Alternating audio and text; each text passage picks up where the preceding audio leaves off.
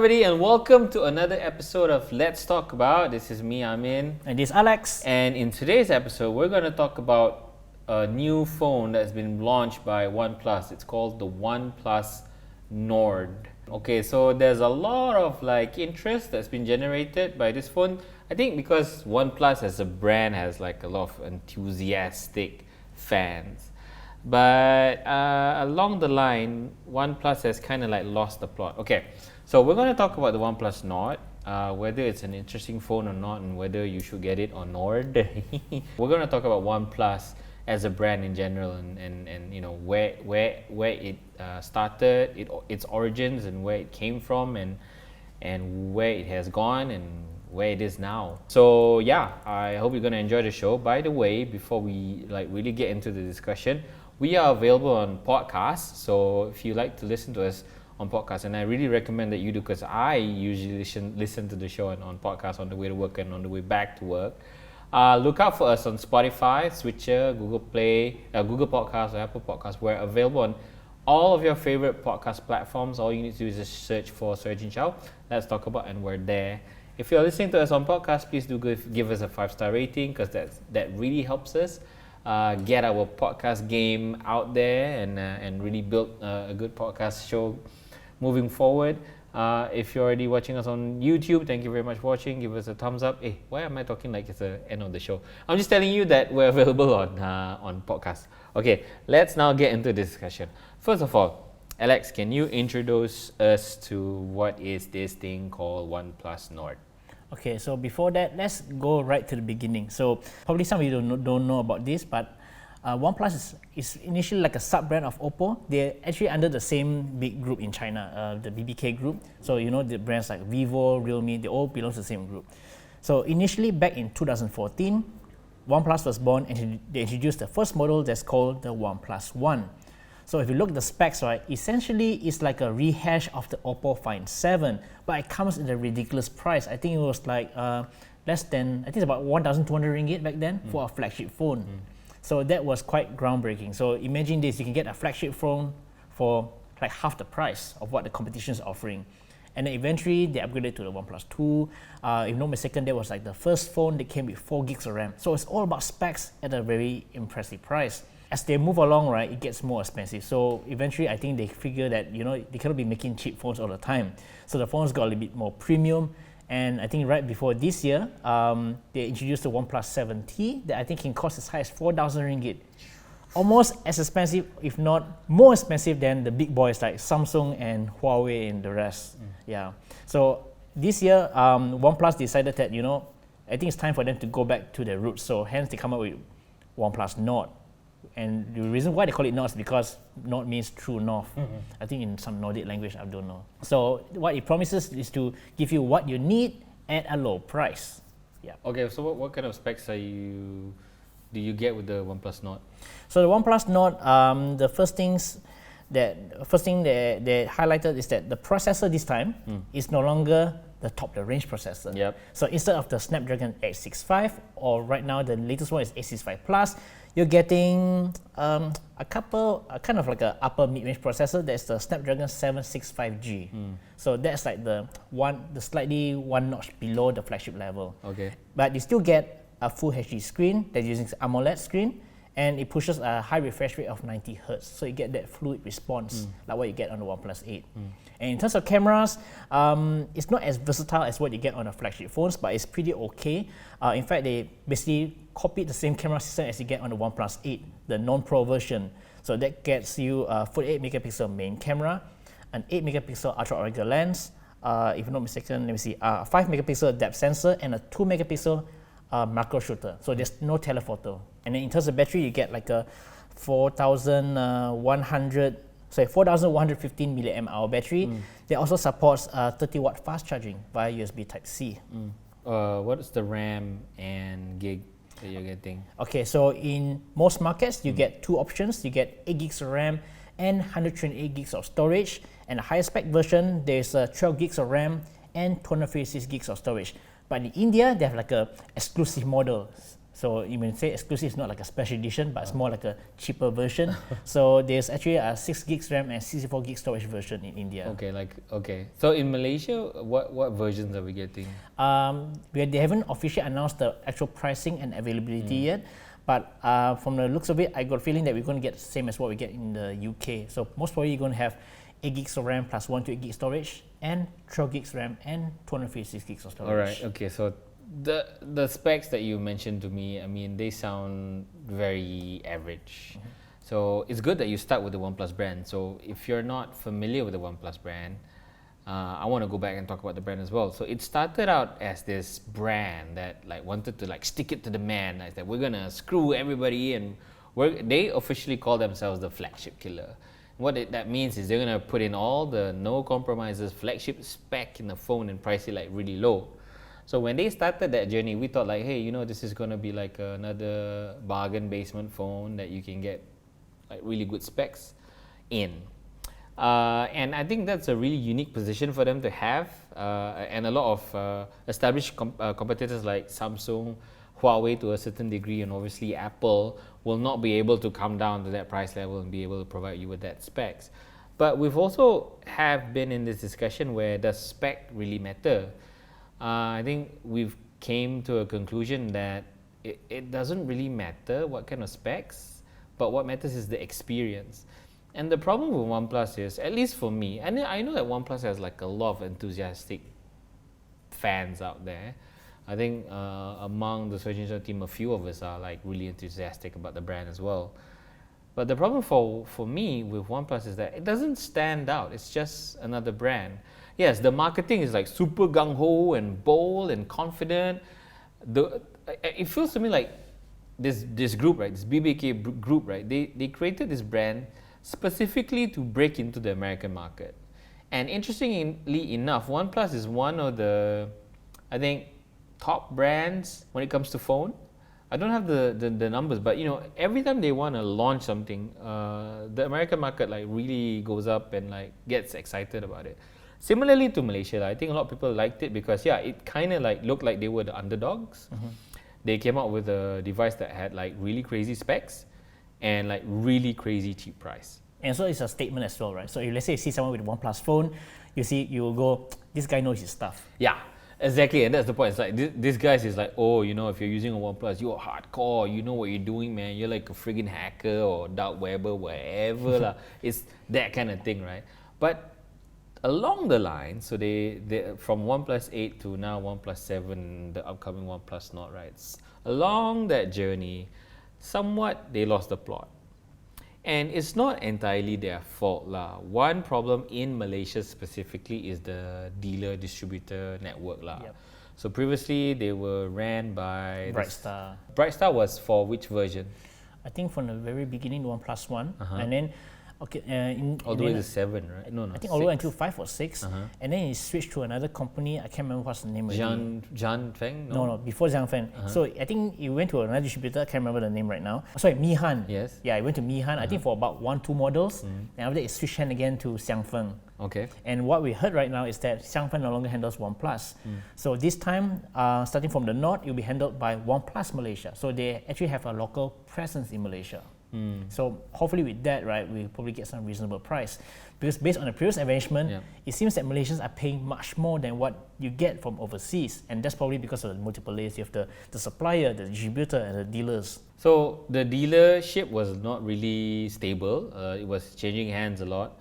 That affected the pricing. So we're not getting a pricing structure that's reflective of what the global market is. And traditionally in Malaysia, we generally get phones that are much cheaper. Our phone prices are cheaper lah, compared to even I think Singapore or around the region. We are one of the cheapest. Around the world, we are one of the cheapest when it comes to buying devices. But when it comes to buying OnePlus devices, we are very expensive.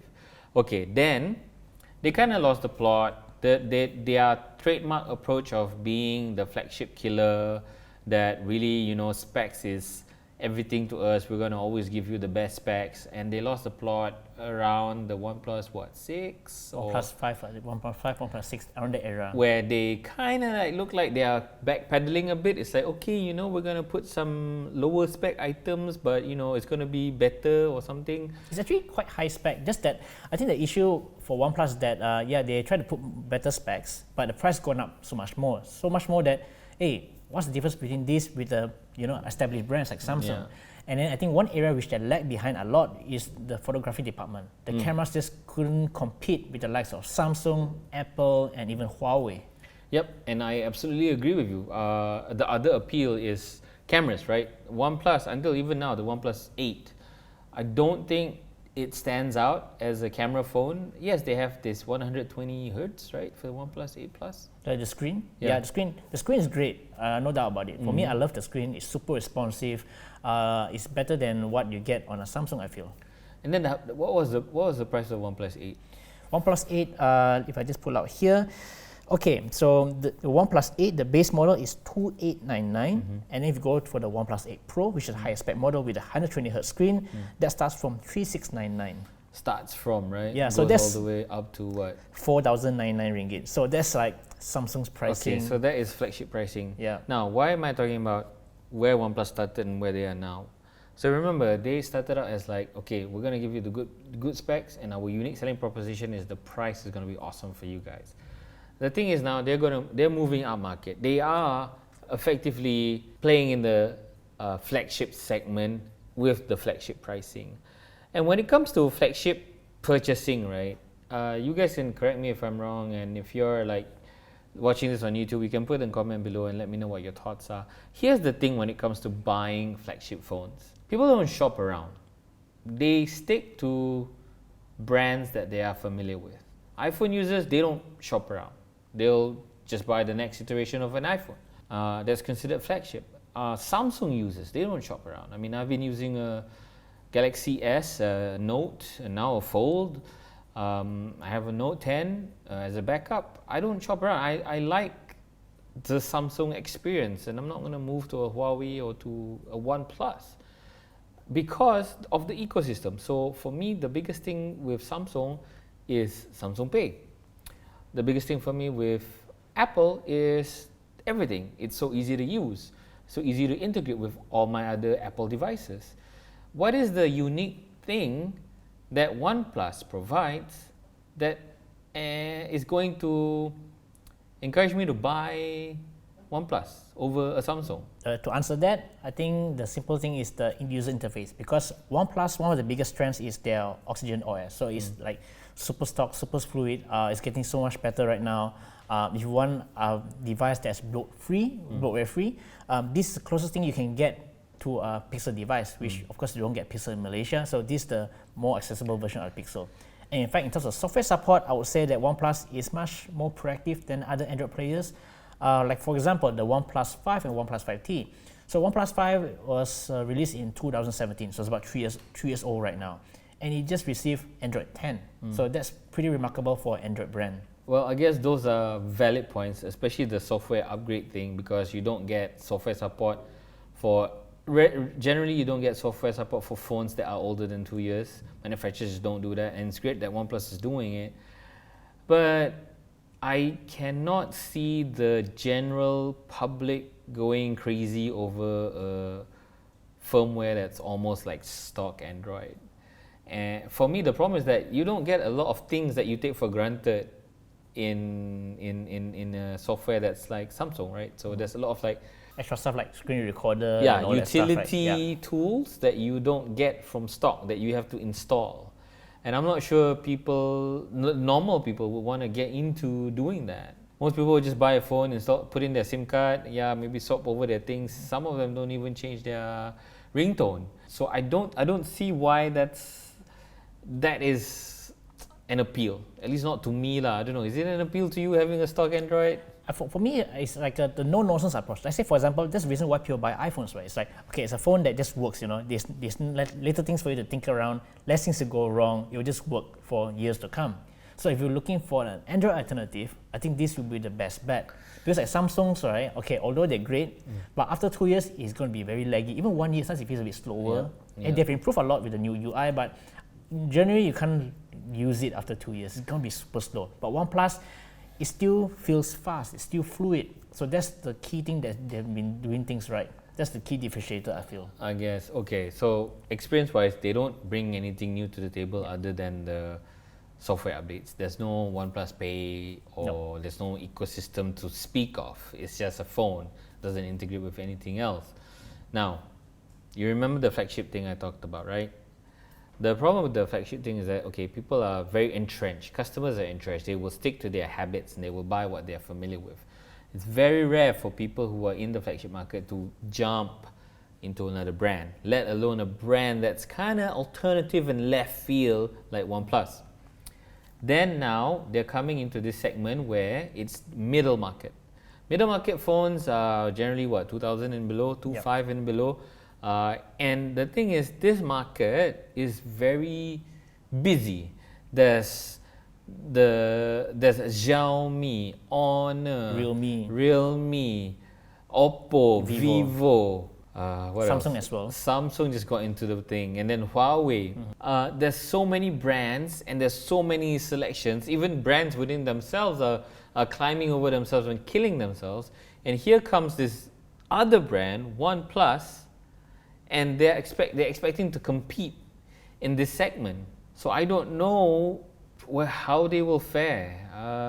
And I don't feel like there's enough of a unique experience again to encourage me. So at least, okay, let's say if I'm looking for a mid-tier phone, right? I cannot even recommend to myself the OnePlus.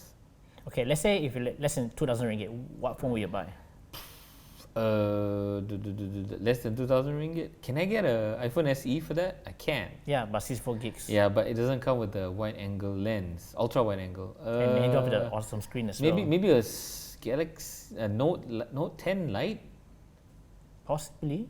I think you get less than 2,000 bucks. Yeah, and the normal brands are making phones that are so much better now into that market. I don't know. So okay, where do you stand when it comes to this OnePlus thing? I think they kind of lost the plot lah. I think the flagship killer. Remember the flagship killer? Okay, they keep saying that specs is the most important thing. We will not compromise on specs. But now they come up with a phone that has a Snapdragon 765G processor. It's not even the 855. Yep. No. Yeah. It's not about 865. No, the 865 I can understand. Okay, let's say they want to cut costs, make it cheaper, go down market. Right? Why not go with the 855 plus rather than the 765? There's the 855 plus, right? That's only for gaming, but even like for example, like Realme. Realme is also like a related company. So they had the Realme X3 Super Zoom that comes with the 855 plus, and that's priced at 1,999 ringgit. Yeah. So why the 765? What did they say? For them, they say the main reason why they go to 765 is because of 5G, because they're on a future-proof device. Because then again, these phones, they can actually last, they get software updates. So I want to make sure that all the phones are 5G ready. So this is the best 5G processor they can find that provides the closest to flagship experience. Yeah. I don't know, man. I feel like OnePlus is just like holding on strong with their like marketing and nothing much else. I don't know why people are so into them. Okay, if you're a OnePlus fan, what is the appeal to you when it comes to OnePlus? I feel like, and I'm sorry to say this, okay, I'm not saying this as a reflection of you guys, but I feel like people have been suckered in because of the OnePlus marketing. Like they're bold and brash and like everything, and people get sucked into that. Like, okay, so I'm gonna go into their marketing material, right? What the OnePlus Nord, pretty much everything you could ask for. And then it says there Snapdragon 765G. It's like, I want that. Do you say that? I don't want a 765G. I want an 865, or at least an 855. And then it says like quad core camera lah, whatever lah. They didn't even. Okay, I didn't watch the launch, but they didn't even market things like super slow mo. They didn't even go into the camera and say, okay, this is what the camera could do, low light performance or whatever. They don't care about that. So what is it that they're marketing? Well, just the screen, fast, and 5G. That's about it. But to me, okay, here's the thing I want to point out. Because when they come up with the OnePlus Nord, right, it looks like, they're going back to the roots. Okay, we're finally going to give back what we used to be doing, doing like flagship killing device. Okay. But they didn't mention flagship killer in the first place. But what people expected from them is that, they're going to come up with a very powerful phone at a cheap price. OnePlus hasn't been able to deliver that in the latest devices. I think the closest competitor that can do this is Poco. So Poco is like a sub-brand of Xiaomi. So they came up with the Poco F1. So that was Snapdragon 845 and was selling for like 1,300 ringgit. Now that's a bargain, a good flagship phone with a flagship processor. That's what everyone wants, right? A powerful processor. Screen, so-so, livable. Camera, meh. But at least you get a good processor and a fairly big battery. And that delivered for that price, 1,300, you can't complain. The fact is, you can't complain in that price point. But for the OnePlus Nord, like you said, right, less than 2,000 ringgit, there's a lot of competitors out there. Like you mentioned, right, Samsung Note 10 Lite, yeah, you can get less than 2,000 ringgit. Probably the screen won't be as great because they don't have the high refresh rate. But you still get the ecosystem. You still can use Samsung Pay. Yeah. And the camera. For sure. Stereo speakers? Don't have. There's no stereo speakers. No, on the Lite.